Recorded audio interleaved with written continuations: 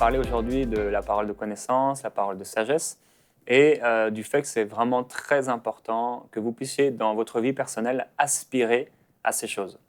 Et on trouve cette parole de sagesse et de connaissance dans 1 Corinthiens, au chapitre 12, au verset 8, où il est écrit « En effet, à l'un est donné par l'Esprit une parole de sagesse, à un autre une parole de connaissance par le même Esprit. » Et Dieu nous appelle vraiment à aspirer à la parole de sagesse, à la parole de connaissance dans notre vie de tous les jours.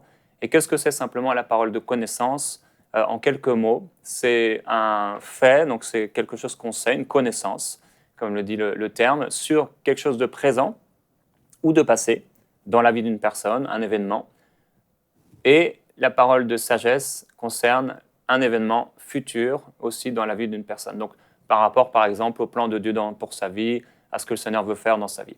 Donc ça, c'est la parole de connaissance, la parole de sagesse. Et ce qui est merveilleux, c'est qu'en fait, c'est vraiment la volonté de Dieu qu'on puisse exercer ces choses.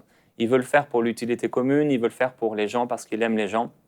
Et Dieu veut se révéler aux gens, il veut que les gens puissent savoir, waouh, Dieu connaît ma situation, Dieu connaît ma vie. Mais plus que ça, il veut, une fois qu'il a donné une parole de connaissance aussi, révéler souvent des choses sur l'avenir de la personne. Et effectivement, ça vous est peut-être arrivé dans votre vie personnelle. Vous avez peut-être eu un jour une parole de connaissance pour quelqu'un. Voilà, il a mal au genou, il a un problème avec sa femme. Mais Dieu veut faire plus. Et aujourd'hui, c'est vraiment ce à quoi je veux vous encourager, à aller plus loin dans la parole de connaissance et dans la parole de sagesse. Alors, dans la parole de Dieu, il y a un exemple avec le roi Akab, qui était un mauvais roi. Et pourtant, il a reçu à travers un prophète des paroles de sagesse et de connaissance. Et ça montre l'amour de Dieu. N'importe qui peut recevoir pour sa propre vie, ou alors l'exercer lui-même, des paroles de connaissance, des dons spirituels. Et ça, c'est vraiment l'amour de notre Dieu. Donc, qui que vous soyez, quelle que soit votre condition, si vous appartenez au Seigneur, vous pouvez marcher dans les dons spirituels. Et on voit que Akab, un jour, il était là avec son peuple. Il était sans espoir parce qu'il y avait une armée ennemie qui était contre lui. Et tout à coup, il y a un prophète qui va commencer à venir auprès de lui et qui va avoir connaissance de ce qui se passait. Et il va lui donner 3 paroles de sagesse. Une première parole de sagesse, c'est dans la parole de Dieu, donc dans 1 Roi chapitre 20. Le prophète va dire « Vois-tu toute cette grande foule? Je vais aujourd'hui la livrer entre tes mains et tu sauras que c'est moi qui suis l'Éternel. » Et là, on pourrait dire « Merci Seigneur, voilà, tu m'as donné parole de sagesse, je vais vaincre ces géants, je vais réussir. » Mais là, Akab a prononcé une parole, il a dit « Mais grâce à qui ?» Il a été plus loin. Et quand vous recevez une parole de connaissance ou une parole de sagesse, que ce soit pour vous-même ou quelque chose que vous pouvez exercer pour quelqu'un, demandez au Seigneur, est-ce que tu as encore quelque chose à dire? Souvent, on s'arrête à la première parole, alors que Dieu a quelque chose en plus à dire à travers notre bouche. Je suis certain qu'on n'a pas tout reçu encore. Alors, c'est ce qu'il va dire, grâce à qui? Et là, Dieu va dire, ce sera grâce aux serviteurs des chefs de district.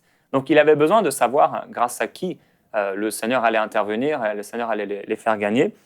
Et Akab va demander encore, mais maintenant, qui doit engager le combat? Donc, on voit qu'Akab, il ne s'est pas contenté de simplement avoir un fait auquel je vais gagner, mais il a voulu des précisions. Et on peut demander des précisions quand on a une parole de connaissance pour quelqu'un.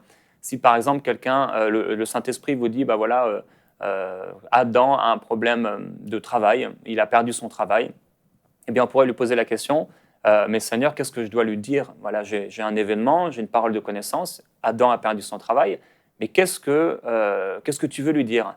Et peut-être que là, Dieu va vous dire, va donner des paroles de sagesse. La sagesse, donc, c'est une sagesse dont on a besoin, qui vient du ciel. Eh bien, dis-lui, par exemple, de demander pardon à son patron parce qu'il a perdu son travail, parce qu'il a fait des fautes dans son entreprise. Et là, ça va être plus que, OK, Adam, Dieu connaît ta situation, mais Adam, Dieu m'a dit qu'il connaît ta situation, mais qu'en plus, il m'a donné l'erreur que tu avais faite, et la solution, c'est que tu puisses demander pardon à ton patron.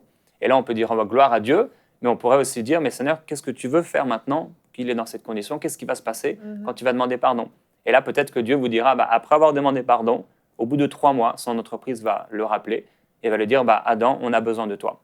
Et là, c'est plus que simplement un événement, j'ai su quelque chose sur la vie d'une personne, et c'est un peu pareil avec le don de guérison, et ces dons sont souvent associés les uns aux autres pour faire du bien aux gens. Par exemple, vous reconnaissez que quelqu'un a mal au genou, vous avez une pensée, et c'est une simple pensée que Dieu nous donne souvent, ou alors peut-être une image. Ce n'est pas forcément une parole de connaissance qu'on entend audiblement, c'est souvent une pensée qu'on a, ou parfois une image de connaissance. Et on peut voir, par exemple, le genou de quelqu'un ou sentir qu'une personne a mal au genou. Et on peut dire, voilà, tu as mal au genou. Mais bien sûr, Dieu ne veut pas juste faire ça. Dieu veut aussi guérir cette personne. Et alors là, il laisse aussi le don de guérison. Donc, je voudrais vraiment vous encourager dans votre vie personnelle à aller plus loin dans la parole de connaissance et dans la parole de sagesse et à d'y aspirer profondément parce que Dieu veut faire de vous une source de bénédiction. Qui que vous soyez, quel que soit le nombre de mois ou d'années depuis lesquels vous êtes sauvés, Dieu veut faire de vous une bénédiction pour les autres. Retrouvez la suite de ce programme dans l'émission Bonjour chez vous sur EMCI TV.